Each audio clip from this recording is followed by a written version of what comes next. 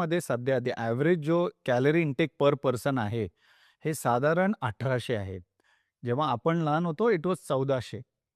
Within next 10 years आपण US सारखे 3000 3,500 होणार आहोत. आपण सगळे कार्बिटेरियन आहोत. कार्ब्स खाऊन, खाऊन, खाऊन नुसतं पोट सुटायला लागलं सगळ्यांचं. कारण कार्ब्स एसेन्शियली ओबेसोनोजेनिक आहेत. तर but end of the day हा जो कॅलरी वाढत जाणार आहे पर कॅपिटा, ह्याच्यामुळे त्रास होणार आहे. एक चाइल्ड किंवा एक पेरेंट ह्या साइज ऑफ इनटेकमध्ये आजकाल हा एन्व्हायर्नमेंटच आहे. तू बाहेर जेवायला जा, कसे खातात आणि मग काहीतरी गोड खायचं. त्याच्या आधी शुगर ड्रिंक प्यायचं. तर जेव्हा पैशाचं लिमिट नसतो ना, तर रेस्टॉरंट अल्सो सर्व्हज मोर. हा एक सवय झालेली आहे. तर द बेसिक प्रॉब्लेम हा एन्व्हायर्नमेंटल शिफ्ट आहे. More money and more calories.